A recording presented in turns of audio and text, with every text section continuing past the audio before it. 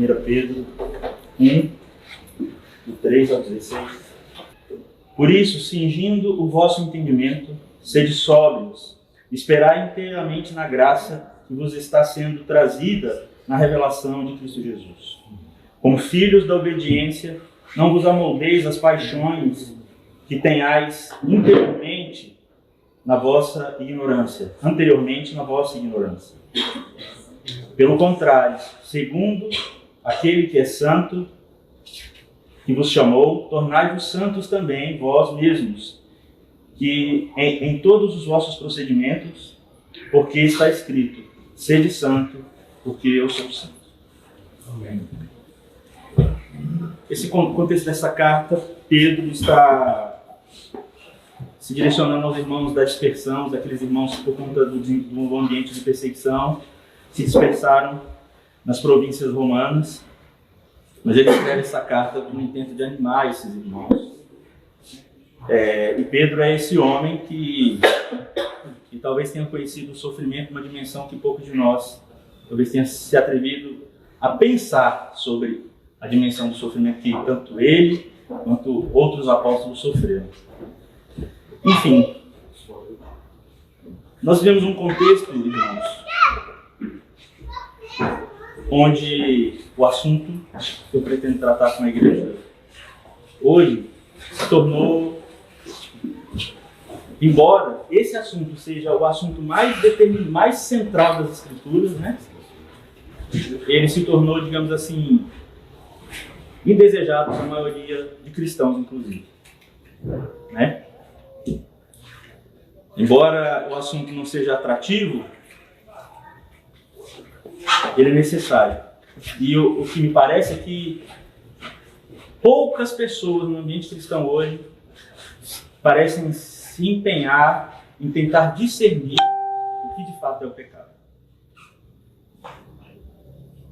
De maneira muito íntima, o pastor André é um amigo querido e tem acompanhado assim uma fase que eu tenho atravessado na minha vida, o Johnny também.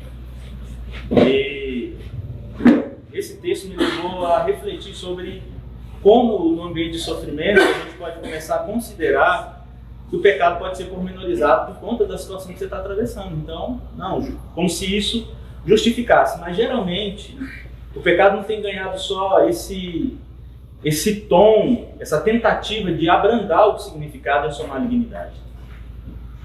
E uma coisa que nós deveríamos pensar é se nós realmente sabemos o que é pecado. Porque, talvez por nós estarmos em um contexto religioso, e a gente precisa entender sim, o cristianismo não é uma religião, mas é também uma religião. Parece complexo isso, né? Mas a gente precisa entender o que significa a palavra religião. E a palavra religião significa ligar o homem com Deus. Amém? Então a gente não gosta da nossa jaqueta preta e do nosso aspecto rude, de música barulhenta. Isso não pode pormenorizar o significado do pecado. Amém? E a gente está muito sujeito. Eu, apesar de ser pastor de uma igreja reformada, ser um pastor reformado, tenho uma afinidade muito grande com o contexto underground. Eu já falei isso em outras comunidades. A gente às vezes está muito sujeito a uma determinada sugestão de que talvez pecado não seja o que nós deveríamos considerar pecado. Agora, será que eu sei o que é pecado? E em 1 João 3, versículo 4, há uma definição clara de pecado. Significa transgredir a lei. Amém? De maneira muito simples. Porém, a gente pode fazer uma leitura mais ampla do que isso significa. Pecado não é só fazer o que é errado. Amém? Falar borracha com X é errado? Mas não é pecado, né? Mas existem coisas que são pecado, mas que o mundo não considera errado. E a gente vive uma realidade muito complexa. O que é errado hoje não é mais determinado por uma norma. Amém? É determinado pela opinião da maioria. Então a gente começa a acreditar que determinadas não são erradas, porque a maioria diz que não é errado. Mas a vida de um cristão não pode ser medida por esse parâmetro. Amém? A vida do cristão é medida por aquilo que Deus determinou como regra. E ele estabeleceu as escrituras como régua para determinar o que é pecado. E às vezes o pecado não vai estar no checklist. Não roubo, não falo mal, nunca matei ninguém. Mas essa consideração de pecado, ela é grosseira, ela é minimalista e ela pode nos trazer muitos danos. A abordagem que Pedro faz aqui, ele está querendo dizer justamente isso. Para que apesar do ambiente de sofrimento, porque apesar do ambiente de opressão, para que eles mantivessem a mente sóbria e confiassem apenas na graça de Deus. Que eles não confiassem nas suas próprias considerações, que eles não se confundissem por conta do ambiente de sofrimento. E eu quero dizer uma coisa para você essa noite. O sofrimento não justifica o nosso pecado. O ambiente de opressão não justifica a nossa falha. E a tentativa do mundo hoje, inclusive dentro do ambiente cristão, é de muitas vezes tentar, por conta de uma proposta de mudança de vocabulário, mudar o significado do que é pecado. Né? Alguns momentos a gente vai achar assim, as pessoas tentando abrandar o peso do significado do pecado. Essa coisa me atrapalha. Não, o que me atrapalha às vezes é eu querer ler e minha esposa falar, eu quero conversar. Isso me atrapalha. Né? Me atrapalha a ler. Não, mas o pecado não te atrapalha, o pecado te mata. É isso que o pecado faz. O pecado vai afastar você de Deus. É isso que o pecado vai fazer. O pecado não só atrapalha. Outras vezes a gente vai entender que o pecado, por conta de um contexto confuso, é uma coisa que eu com alguma frequência tento tratar para os irmãos, que é a influência de ideias que também querem tratar o pecado de uma outra maneira. Por exemplo, ira é pecado? Ira é pecado, Ira? Ira é pecado. Mas a ira agora ganhou um outro nome. Agora, ira se chama transtorno explosivo intermitente. E é assim que o mundo vem tratando o pecado e nós queremos nos incluir nessa tentativa de abrandar o significado do pecado. Então, se agora você tem um filho irado, suponhamos que o André estivesse aqui com o neto ou com a neta, e de repente o Johnny fala, bicho, sua neta está irada. Ele fala, não, irada não. Ela está com transtorno explosivo intermitente. E agora não existe mais esperança, inclusive. Agora essa criança vai ter que ser tratada com comprimido e o pai, o avô, perde a oportunidade de receber essa criança, porque acabou a esperança para ela. É importante que nós estejamos pensando um pouco sobre isso. Quer ver uma outra tentativa de mudar o nome do pecado? Quando você abre o DSM, sabe como é que... Mentira é pecado? Mentira é pecado, né? Mas, lá no DSM, que é o Manual de Diagnóstico da Psicologia e da Psiquiatria, mentira vai ser chamada de mintomania. A síndrome de mentir compulsivamente. E essa tentativa de mudar o vocabulário, ela tem uma gênese. Eu queria que você pensasse um pouco, o que de fato exerce autoridade sobre a sua vida? O palavrório pseudo-científico ou a firmeza daquilo que Pedro pede para que nós confiássemos? A graça revelada por meio das Escrituras, determinando de maneira muito clara o significado do pecado e o seu peso. Queria que você pensasse um pouco essa noite, o que de fato exerce autoridade sobre você? Porque uma coisa é certa, aquilo que exerce autoridade sobre a sua vida vai determinar suas ações, vai determinar suas decisões, vai determinar o seu comportamento. Se de fato nós estamos sob o reino de Deus, se de fato nós somos governados por Deus, então não deveria haver da nossa parte qualquer diálogo com essa tentativa de abrandar o peso do pecado. Deixa eu falar uma coisa para você. Sexo fora do casamento é pecado. Bebedice é pecado. Mas não só essas coisas são pecados. Homossexualismo é pecado. Mas não só essas coisas são pecados. As pequenas mesquinharias, as pequenas antipatias, as pequenas avarezas. Sabe aquelas coisas que a gente julga sutil, e porque são sutil, parece que perderam o significado? Pois é, elas matam tanto quanto o adultério, quanto a prostituição, quanto o vício. Elas matam na mesma proporção.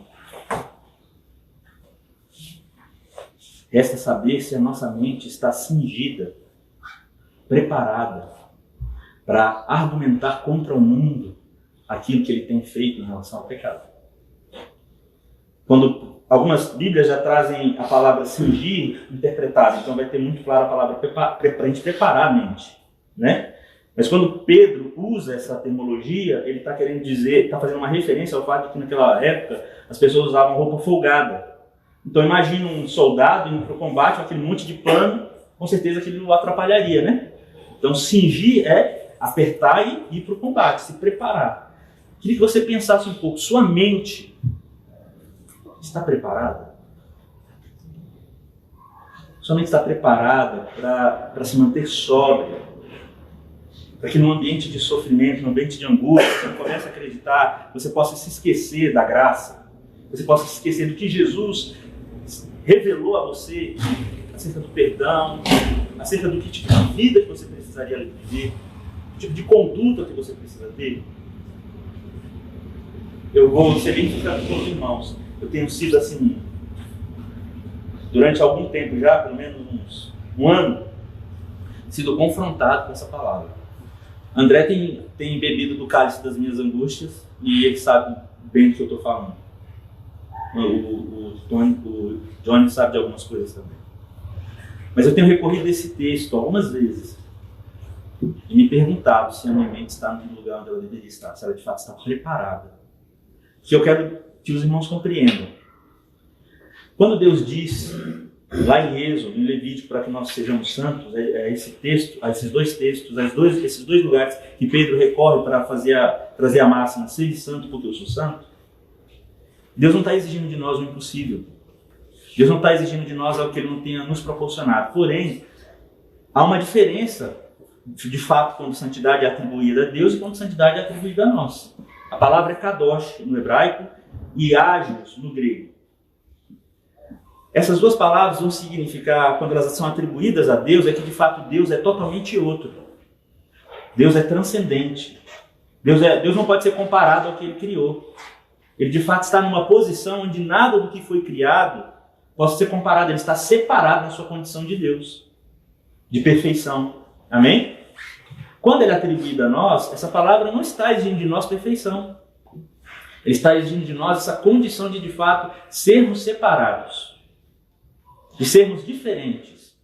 De não sermos ordinários no grego ágil, mas de sermos extraordinários, de sermos de fato diferentes. Não, meu irmão, presta bem atenção. Você veste jaqueta preta, você ouve música barulhenta, você anda numa moto cabulosa, você põe boot no pé, mas você é diferente. Você é sal da terra. Sabe o que significa?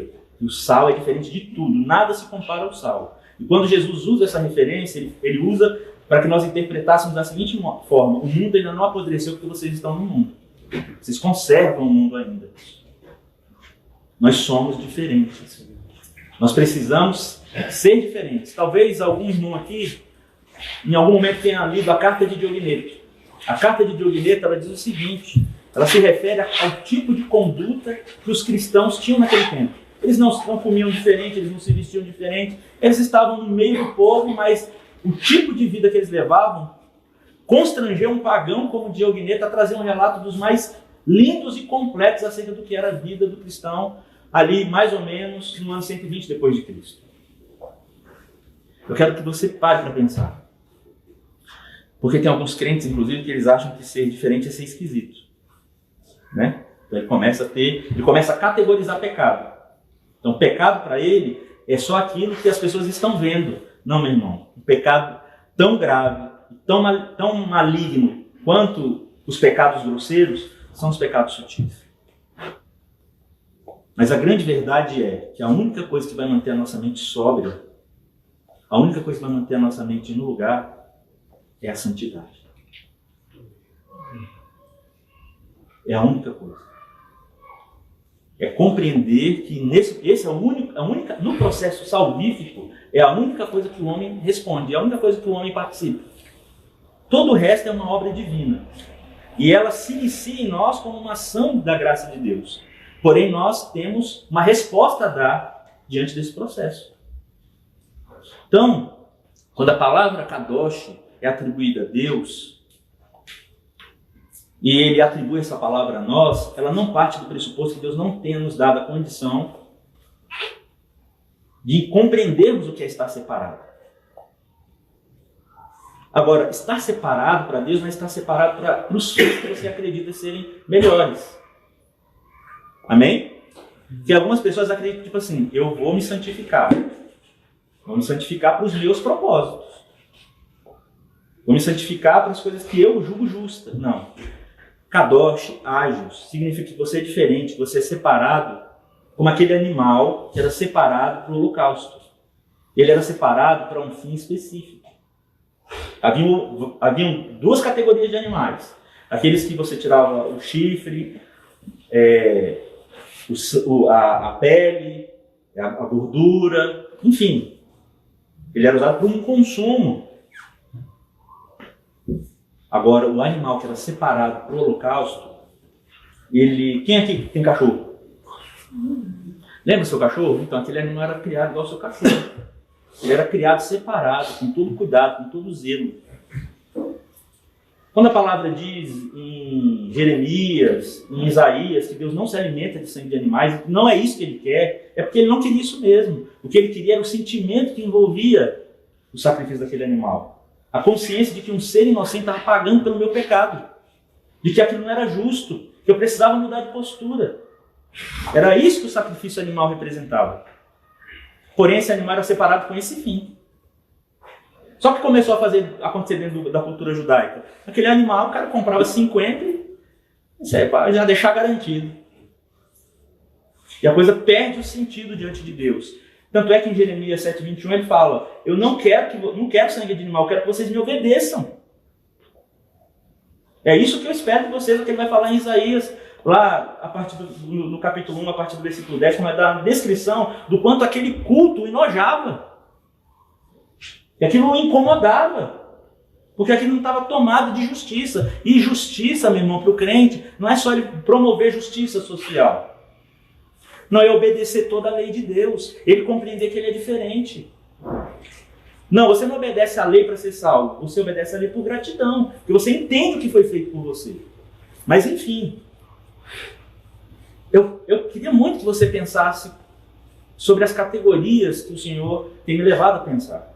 E eu vou lhe dizer uma coisa. Tem sido um instrumento muito significativo no atual momento da minha vida. Em pensar como a minha mente tem sido cuidada. Preparar a mente, cingir a mente, é a minha parte nisso. Deixa eu te falar uma coisa para você. Discernimento, ele começa como um dom, mas depois ele se torna uma disciplina. Maturidade não é dom. Não, maturidade é a sua parte. E eu preciso combinar essas duas coisas para entender a dimensão da santidade. Porque santidade não começa com ações, ela começa como funciona a minha mente. A maneira como a minha mente funciona vai determinar o meu comportamento. Santidade não é uma coisa que começa não faça, não toque. Não, ela começa em como eu interpreto essas coisas. Então, às vezes, o cara não matarás. Beleza, estou livre dessa. Mas o cara está matando a esposa há 25 anos, pela maneira como ele trata, pela maneira como ele negligencia o seu papel como marido, ou está matando um filho, ou um filho está matando o pai. Nunca tocou. Às vezes nunca chegou a ser grosseiro, mas a indiferença, ela mata mais do que o próprio ódio. Mas enfim, a grande questão é se nós estamos preparando as nossas mentes, se nós estamos cingindo os lombos com a verdade. É o que vai ser dito por Paulo lá em Efésios 6, quando ele traz lá a armadura da fé. Quando ele fala do cinto, esse mesmo cinto que Pedro está falando. Só tem uma maneira, igreja, da gente poder se manter de fato num mundo de opressão, que nos impõe tanto sofrimento, que nos impõe tanta mentira e que tenta abrandar o peso do pecado, estarmos cingidos com a verdade do Evangelho. E essa verdade precisa cingir a nossa mente. Quando o mundo diz para você, não, tudo bem, não está tudo bem. Não, mas todo mundo faz. Não, mas você não é todo mundo. Você não deve agir como todo mundo age. Sabe por quê? Porque você é aquilo que Romanos 8, 29 diz que você é. Não vamos entrar em discussões sobre predestinação, amém? Mas tanto em Efésios quanto em Romanos diz que você foi separado para ser santo e irrepreensível, ou para ir se tornando santo e irrepreensível, e para ser semelhança de Jesus. Para ser a semelhança do Filho primogênito de Deus. É para isso que nós somos cristãos. Nós não somos cristãos para termos sorte, para sermos melhores do que as pessoas. Isso não nos faz melhores, mas isso certamente nos faz diferença. E eu queria animar os irmãos, assim como o Pedro, estejam, maravilhados disso que nos foi entregue, dessa possibilidade de nós sermos de fato diferentes. Numa geração engolida pela mentira. Presta bem atenção. O Espírito da verdade que eu entreguei a vós, mas que eu não dei ao mundo. Presta bem atenção. Essa verdade, a verdade, ela é de direito da igreja. Ela é de direito de discípulos de Jesus. Mas é essa verdade que nós precisamos recorrer para manter a nossa mente protegida, preparada, sóbria, lembrando da graça, para que de fato essa exigência de sermos santos como nosso Pai é santo, de fato se cumpra. Pense essa noite, meu. Sua mente está de fato preparada? Tá? Como é que eu preparo a minha mente, pastor? Como anda a sua vida devocional? Como anda seu tempo de oração? Não, meu irmão, essas coisas são reais. Como anda o seu tempo de confissão? Deixa eu te falar uma coisa, uma das coisas mais necessárias na igreja. Quando eu digo igreja, eu digo isso aqui, vocês praticam isso inclusive. Se eu reconhecer que eu preciso da igreja. Uma das coisas mais necessárias. Não existe uma vida cristã autônoma, independente, singular, individual. Não é isso que Deus quer. Recorra aquilo que o Senhor colocou diante de você, para que a sua mente esteja devidamente preparada. Às vezes, talvez você não tenha tanta maturidade com o texto bíblico. Eu não sei como é a sua vida espiritual. Procure alguém maduro, que possa lhe trazer uma instrução confiável, para que a sua mente de fato esteja cingida. Recorra aos seus pastores, recorra a um irmão mais maduro. Meu irmão, eu queria declarar meu amor aqui a Johnny e a pastora André. Queria mesmo assim, aproveitar a oportunidade e dizer que eu amo vocês, e que talvez se não fosse vocês, por conta de tudo que vocês sabem que vem acontecendo, que aconteceu, talvez eu não estaria aqui contando esse texto. Mas obrigado por vocês terem me ajudado a cingir a minha mente. Se você gostou desse vídeo, inscreva-se, ative o sininho para você receber notificações, compartilhe, deixe o seu like e deixe aí também o seu comentário.